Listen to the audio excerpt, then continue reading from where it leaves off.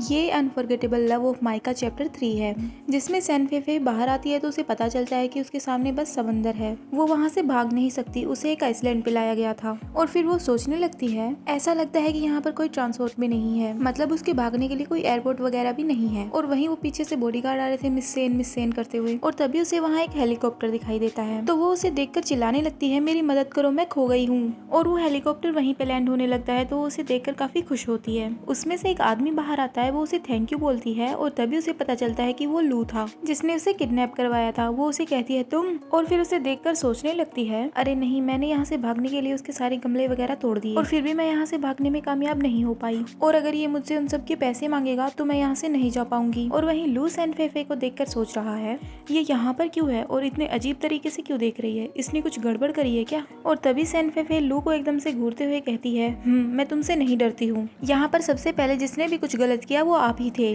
और वहीं लू सैन फेफे को देखकर सोच रहा है, काफी आकर्षक है। और तभी लू का सेक्रेटरी उससे कहता है, यंग मास्टर क्या आप मुस्कुरा रहे हैं। तो लू अपने सेक्रेटरी से कहता है, क्या तुम्हें ऐसा लग रहा है कि मैं मुस्कुरा रहा हूँ। तो सेक्रेटरी डर जाता है और कहता है, नो नो नो, ऐसा नहीं लग रहा। और फिर सोचने लगता है, अरे ये मैं क्या सोच रहा था, ऐसा कैसे हो सकता है कि यंग मास्टर मुस्कुराने लगे। उसके बाद लू कहता है, मुझे लड़कों में कोई इंटरेस्ट नहीं है और तुम इस बात से इनकार नहीं कर सकते। उसके बाद लू सैन फेफे के पास आने लगता है और सैन फेफे लू को देखकर सोचती है, ये कितना हैंडसम है। और फिर ये भी सोचती है, जब वो चल रहा होता है तब भी वो कितना हैंडसम लगता है। और इतने में ही लू सैन फेफे के पास आकर खड़ा हो जाता है। तो सैन फेफे सोच रही है, मैं इस आदमी को देखकर चेंग यू को नहीं भूल सकती, ना ही इस आदमी को और चेंग यू को कभी कंपेयर कर सकती हूँ। ये इंसान तो एक डार्क किंग लगता है। और तभी लू फेफे से कहता है, तुम किस बारे में सोच रही हो, मैं तो सारे दिन तुम्हारे ही बारे में सोच रहा था। तो सैन फेफे लू से चिल्लाते हुए कहती है, मिस्टर आप मुझे वापस जाने के लिए अलाउ क्यों नहीं कर देते। तो लू सैन फेफे से कहता है, मुझे लगता है मिस सेन, मुझे आपको इस बारे में सब कुछ क्लियर कर देना चाहिए। तो सैन फेफे कहती है, आप क्या बात कर रहे हो। उसके बाद सैन फेफे एकदम से चिल्लाने लगती है और कहती है, मुझे नहीं पता कि आप क्या कहना चाह रहे हो, लेकिन मुझे ये जरूर पता है तुम मेरी फ्रीडम पे लिमिट लगा रहे हो, आपको ऐसा करने का जरा भी हक नहीं है। मैं और वेट नहीं कर सकती, मैं अभी यहाँ से जाना चाहती हूँ, मैं चाहती हूँ कि मैं यहाँ से वापस जाऊँ। तो लू सैन फेफे से कहता है, ओह ऐसा क्या, तो मिस सेन को पहले ये नहीं बताना चाहिए कि वो मेरे कमरे में पहले क्यों आई थी। तो सैन फेफे इतना सुनते ही डर जाती है और कहती है, वो मैं नशे में थी और मैं गलत रूम में आ गई थी। और लू सैन फेफे के पास आते जाता है और कहता है, लेकिन मैं तो ऐसा नहीं सोचता। और फिर सैन फेफे को देखने लगता है। तो सैन फेफे कहती है, आप चाहते क्या है फिर। और फिर सोचने लगती है, हालांकि उस दिन सचमुच बहुत मछलियाँ थी, मैं सबसे पहले उस दिन बार में गई और फिर कोको ने मुझे कॉल किया कि चेंग यू होटल में है। फिर मैं चेंग यू को ढूंढने गई, लेकिन फिर मैं वहाँ से चली गई। और तभी लू सैन फेफे से कहता है, मिस सेन जब भी कोई मुझसे बात करे तो मुझे विचलित होना जरा भी पसंद नहीं है। तो सैन फेफे फिर से लू को देखने लगती है और सोच रही है, ये जब भी गुस्से में होता है तो और भी ज्यादा हैंडसम लगता है। और फिर खुद से ही कहने लगती है, नहीं नहीं, मैं ये क्या सोच रही हूँ, मुझे अभी याद आया उस दिन वहाँ पे मूरोंग जू थी, लेकिन वो वहाँ पर क्या कर रही थी, वो वहाँ पर क्या करने जा रही थी, ये इत्तेफाक तो नहीं हो सकता। ये सब सैन फेफे खुद ही वहाँ पर खड़े खड़े सोच रही थी। तो लू को गुस्सा आने लगता है और वह सैन फेफे को चिल्ला कर कहता है, जब मैं लोगों से बात कर रहा होता हूँ और वो गुमसुम खड़े रहते हैं तो ये चीज मुझे बिल्कुल भी पसंद नहीं आती, क्या तुम मुझे सुन रही हो।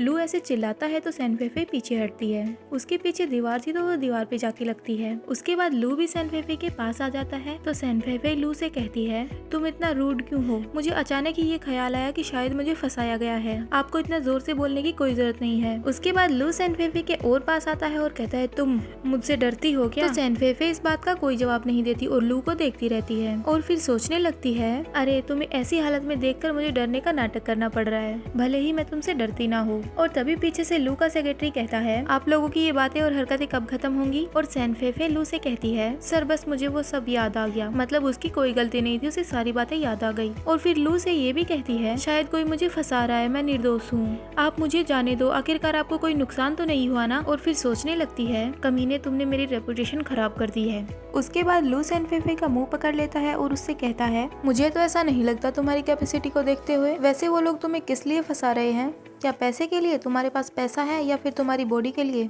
बताओ इनमें से तुम्हारे पास क्या है और क्या नहीं है। उसके बाद सैन फेफे सोचने लगती है, 3 साल पहले मैं भी एक अमीर परिवार की ही बेटी थी, बात ये है कि मेरे मॉम डैड की एक कार एक्सीडेंट में मौत हो गई और मैं तब से अनाथ हो गई। वैसे इसने जो भी कहा वो भी सच है। ओह, इसने अभी क्या कहा, मेरी बॉडी, मतलब ये सब वो वहाँ पर खड़े खड़े खुद ही सोचे जा रही थी, किसी को कुछ बोल नहीं रही थी। उसके बाद वो एकदम से लू पर चिल्लाती है और कहती है, आखिर तुम किस बारे में बात कर रहे हो, ध्यान से देखो, क्या मैं चार्मिंग नहीं लगती। और फेफे जिस तरह से अपने हाथ का इशारा कर रही है उस बात का गलत मतलब निकलता है। तो लू उसे देखकर हंसने लगता है और फिर उससे कहता है इन्हें बुरा नहीं लगता, अब लू का हाथ और सैनफेफे का हाथ देख लो, समझ जाओगे। तो सैनफेफे कहती है यहाँ आओ, मैं तुम्हारा गला दबाना चाहती हूँ।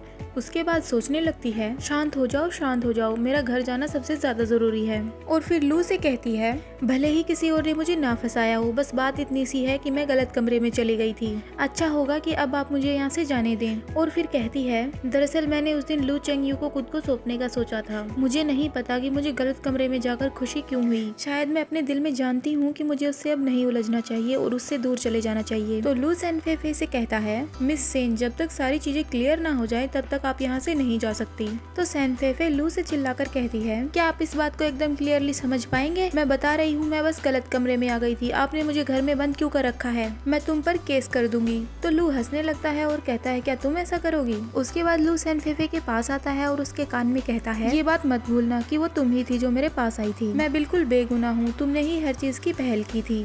मुझ पर केस करना चाहती हो? क्या मैं वकील को बुलाने में तुम्हारी मदद करूँ? उसके बाद सैनफेफे गुस्से में कहती है तुम, और फिर लू को मुक्का मारने की कोशिश करती है और ये भी कहती है मुझे तुम्हें पीटने के लिए मजबूर मत करो। लेकिन लू सैनफेफे का हाथ पकड़ लेता है, लेकिन वो फिर भी नहीं रुकती और लू को जोर से लात मारती है। लेकिन लू को नहीं लगती, सैनफेफे को ही लग जाती है। और वहीं ये सब देखकर लू का सेक्रेटरी सोच रहा है हे भगवान, क्या ये लड़की सच में यंग मास्टर को लात मारने की हिम्मत दिखा रही है? और वो ये भी सोच रहा है बस करो और लात मत मारो, अगर यंग मास्टर गुस्सा हो गए तो तुम्हें जान से मार देंगे। लेकिन लू सैनफेफे को ऐसे करते हुए देखकर मुस्कुरा रहा था और वहीं वो सेक्रेटरी उनको मुस्कुराते हुए देखकर सोच रहा है यंग मास्टर हंस रहे हैं, ये काफी डरावना है। और वहीं सैनफेफे भी लू को देखकर सोच रही है मैं इतना गुस्से में हूँ और ये इंसान अभी भी इतना खुश दिख रहा है। अभी अभी मैंने इसको लात मारने में कोई कसर नहीं छोड़ी, इसको दर्द नहीं हो रहा क्या? मैंने अपनी इतनी एनर्जी इस पे बर्बाद कर दी, अब मुझे भूख लग रही है। सैनफेफे के पेट से गुट गुट की आवाज आ रही थी तो वो सोचती है इसे ये आवाज सुननी नहीं चाहिए, लेकिन लू को वो आवाज सुन जाती है और वो कहता है भूख लग गई। तो सैनफेफे अपना मुंह छुपा लेती है और कहती है उसने ये सुन लिया, कितनी शर्म की बात है। और वहीं लू सैनफेफे को देखकर सोच रहा है एक छोटी लड़की, क्या तुम जानती हो कि तुम मुझे प्रभावित कर रही हो? वैसे इसे पहले कुछ खाने देना चाहिए। उसके बाद लू सैनफेफे को अपनी तरफ खींचता है, उसे गोद में उठा के घर के अंदर जाने लगता है। तो सैनफेफे कहती है क्या ये तुम क्या कर रहे हो? लेकिन लू कुछ नहीं बोलता, चुपचाप उसे घर के अंदर ले जा रहा होता है। तो सैनफेफे फिर से कहती है आप क्या करना चाहते हो, मुझे जाने दो। और वहीं लू का सेक्रेटरी और बॉडीगार्ड ये सब देखकर हैरान थे। और लू का सेक्रेटरी कहता है क्या मैं सपना देख रहा हूँ? और ये चैप्टर यहीं पे खत्म होता है। अगर किसी को नेक्स्ट चैप्टर चाहिए तो वो 2-3 दिन में आएगा। Bye bye.